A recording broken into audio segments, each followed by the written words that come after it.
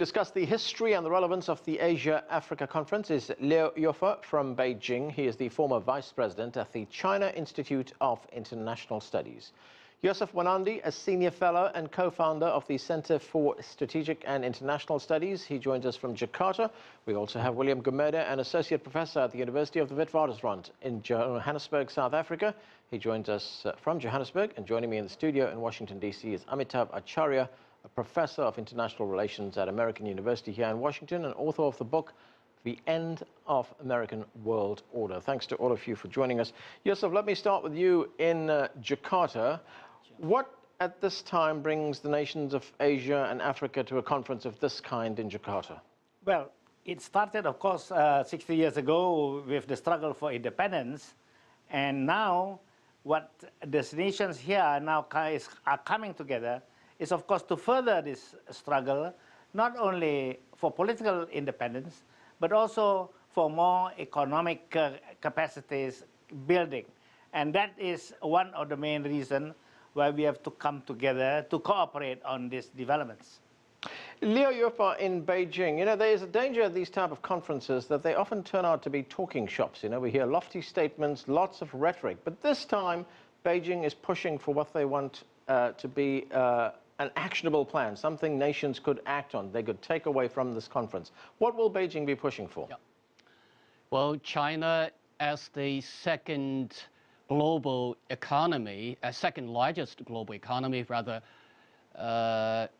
it is now outreaching by using this historical moment for these purposes to have dialogues with all the leaders from the 100+ countries and international organizations to seek and search for new ways and means for carrying out sustainable economic development in terms of trade, investment, and industrial cooperation.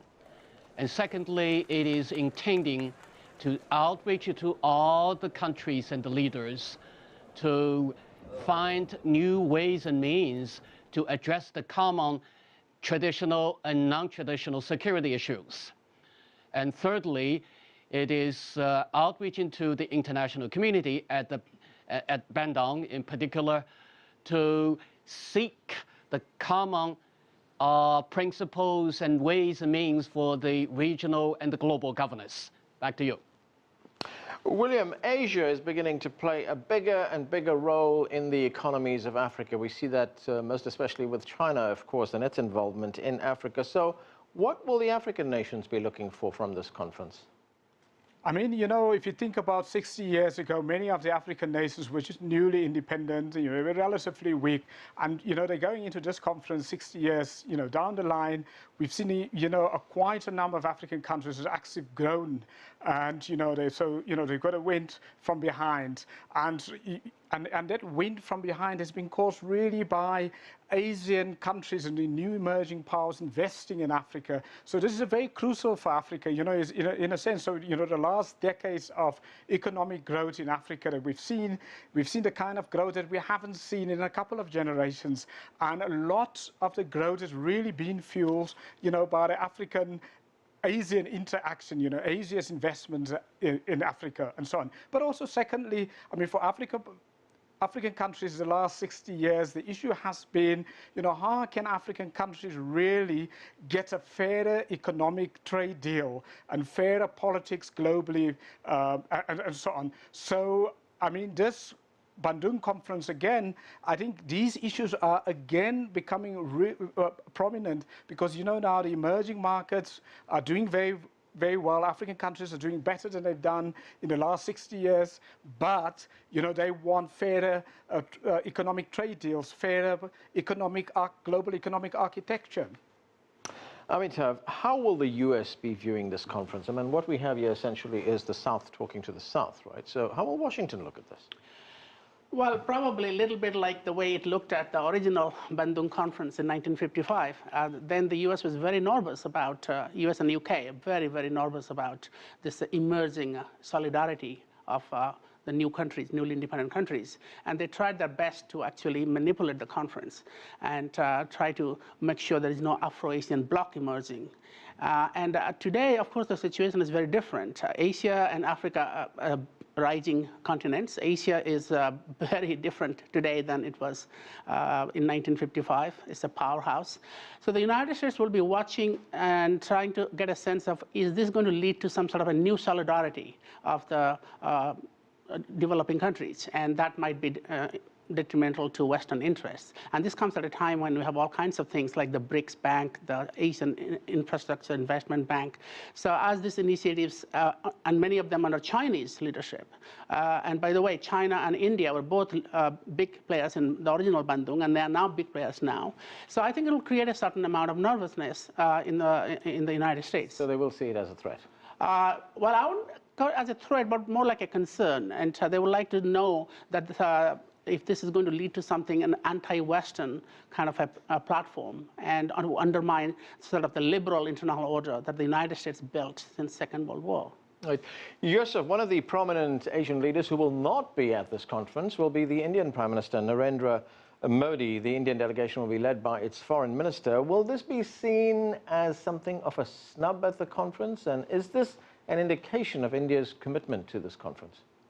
Well, India has always been in the foreground on the solidarity of these emerging economies and developing nations. I suspect there is definitely some homework that they have to do. That is the reason Modi has given to us. But I suspect even then, you know, this is a movement of so many countries at once. And if necessary, you know, we are not going to depend on Modi alone or India for that matter. So India has to be aware that this is a movement of the manys in Afro-Asia, and that we are going to push forward anyhow. And then it will be under Chinese leadership. So what? That is what is going to happen. And I don't think that the West has to be nervous about it. It is just a process of more democracy in international relations. So what is the big problem? Leo Yufa, the broad agenda for this meeting will be climate change, terrorism, natural disasters, and how nations cope with that. Do you expect any significant progress on these particular issues?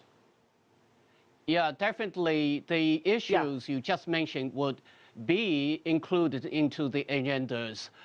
The issues that countries in Asia and Africa faced 60 years ago practically are still existing, though they may appear at different levels or different magnitude.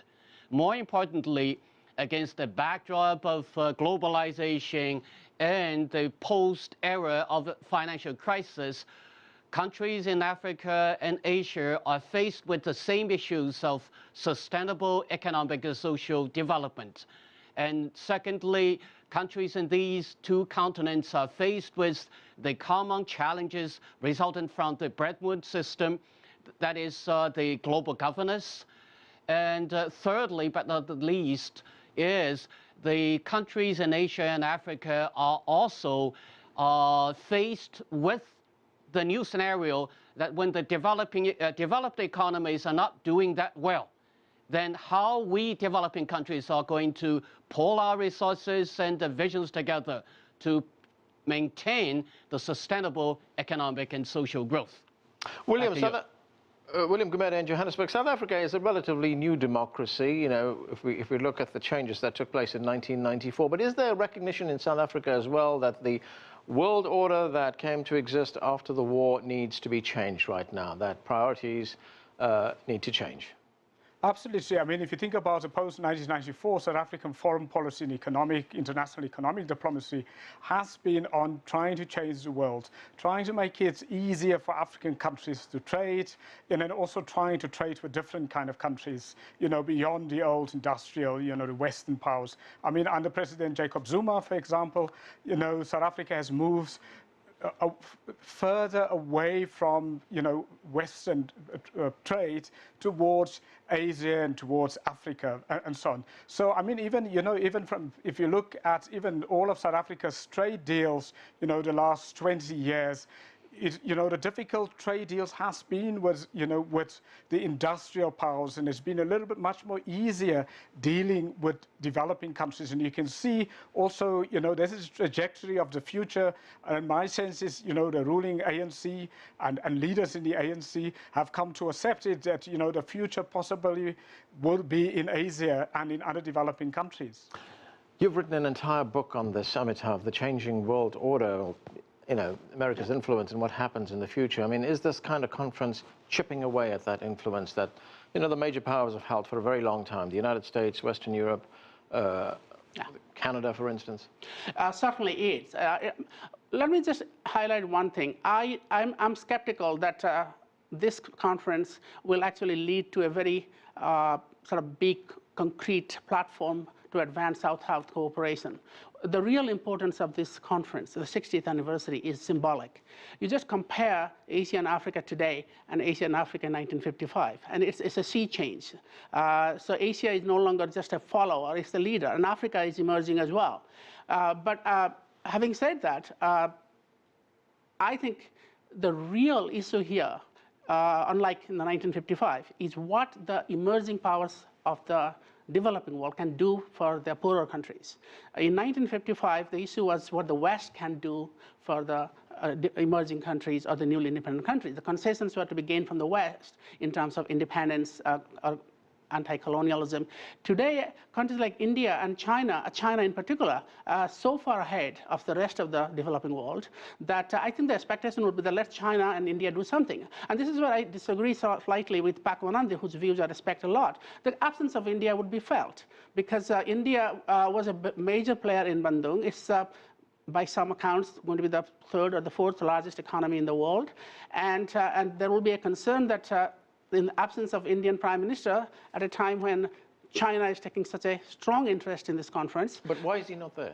Well, I really don't know. It could be domestic politics, could be that he's a bit nervous, that he doesn't want to go there, and right. When China is pushing so hard for this. I'm sorry I'm playing a bit geopolitics into this. I'm a big sort of admirer of the Bandung spirit and actually followed it quite regularly and deeply. But I think it's unfortunate that India couldn't come to this conference. But I think the key point I want to make is that the rest of the South would want to see what the big countries of the South can do for them, including China and India. Oh.